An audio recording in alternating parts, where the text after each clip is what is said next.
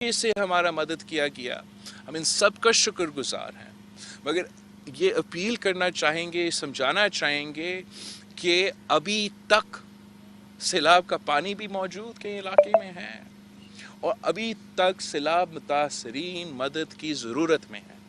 हम उन वही जो ख़ास तौर पे फ़लाही इदारे और हमारे अपने लोग जो मदद कर रहे थे जब CNN और BBC पूरा डूबा हुआ दिखा रहा था, लेकिन शायद इस वक्त उनको नज़र नहीं आ रहा है और वो समझ रहे हैं कि ये सैलाब ख़त्म हो चुका है।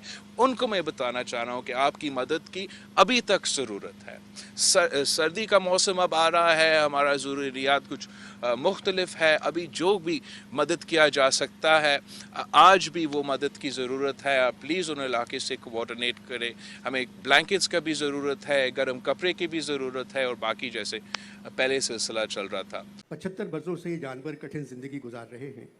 रोटी के लाले, रात की नींद हराम, गर्दो गुबार में छुपे हुए चेहरों को ये लोग सिर्फ इलेक्शन के ज़माने में देख लेते हैं। ऐसा लगता है माशरा दिलसोजी के नाम से आगाह नहीं है।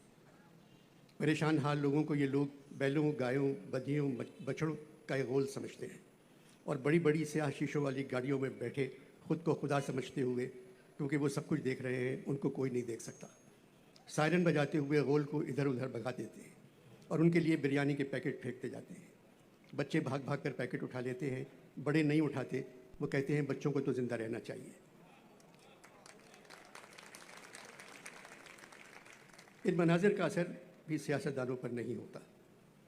गाड़ियाँ गुजर जाने के बाद लोग खामोशी से वापस चले जाते हैं, जिस तरह जनाजे का खामोश जुलूस दफन करने के बाद घर लौटता है, मायूस होकर।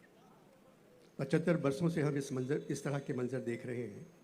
भाई कितना कमाओगे, कितना लूटोगे, कितना झूठ बोलोगे, कितना अपने ऊपर खर्च करोगे। गरीब तो आप कहते हैं कोई ताकत ही नहीं आपकी ताकत के सिवा, कुछ बचा ही नहीं मेरे लिए जन्नत के सिवा। गरीबों के लिए खाने पीने बौरचे खाने को चलाने के सिलसिले में हमारे वज़ीर आज़म 6-7 मुल्कों के सरबराहों के सामने हाथ फैला चुके हैं। गरीब कहते हैं हमें बदनाम ना करें, अपने लिए मांगें।